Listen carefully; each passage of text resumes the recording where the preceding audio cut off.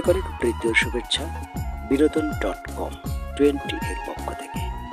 থাম্বনেইলের লেখাটি পড়ে অনেক উদ্গ্রীব হয়ে এই বিষয়টি জানার জন্য ভিডিওটি ওপেন করেছেন। আসলে কি সত্যি যে জেলখানা নেই কেন? শুধু কি অপরাধ করে না এই বলে, নাকি অপরাধীদের শাস্তি হয় না তার জন্য, নাকি আরো কোনো কারণ থাকতে পারে যেখানে যেসব কারণে অপরাধ ধরা হয় না? কেন বা তারা অপরাধ করে না, তার আদ্যপ্রান্ত জেনে নেব আজকের ভিডিওতে। চলুন কথা না বলে শুরু করে। তবে আরেকটি বিষয় জানিয়ে দিচ্ছি, কোন দেশে মশা নেই কেন নেই এই বিষয়টা কিন্তু ভিডিওর শেষের দিকে। বিশ্বে এমন অনেক দেশ আছে যেখানে নেই কোনো অপরাধী, এমনকি সে দেশে কোনো জেলখানাও নেই। তাহলে তেমনই একটি দেশ পৃথিবীর স্বর্গ হিসেবে পরিচিত, সে দেশটির নাম নেদারল্যান্ডস।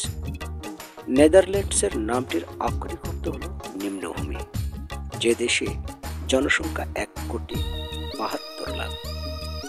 2017 সালে জাতিসংঘের বিশ্ব সুখ প্রতিবেদনে দেশটির বিশ্বের সর্বশ্রেষ্ঠ অর্থাৎ ষষ্ঠ সর্বোচ্চ সুখী দেশের মর্যাদা দেওয়া হয়, যা দেশটির জীবনযাত্রার উচ্চমানের প্রতিফলন। উদারপন্থী দেশটিতে পতিতাবৃত্তি, গর্ভপাত ও যন্ত্রণাহীন স্বেচ্ছা মৃত্যু আইনসম্মত কর্মকাণ্ড। বিষয়টি আরও একবার বলছি, কি বলছি দেখেছেন? উদারপন্থী সেই দেশটি, আর সেই দেশটিতে আবার পতিতাবৃত্তি আইনসম্মত, আবার গর্ভপাত আইনসম্মত। অর্থাৎ কুকর্ম আকর্ম যাই কিছু করেন না কেন, একজন ছেলে মেয়ে যেভাবেই তাদের কুকর্ম চালিয়ে যাক, যদি গর্ভে সন্তান এসে থাকে সেটা যে কোনো মুহূর্তে তাদেরকে আইনসম্মত গর্ভপাত করাতে পারবেন। আবার কোনো যন্ত্রণা নেই কিন্তু স্বেচ্ছায় মৃত্যুবরণ করতে পারবেন, এটাও আইনসম্মত। তাহলে সেখানে অপরাধীর জন্ম নেবেই বা কি করে? ঠিক একইভাবে দেশটি অপরাধীদের জন্য অনেক উদার। কেন অপরাধীদের জন্য অনেক উদার?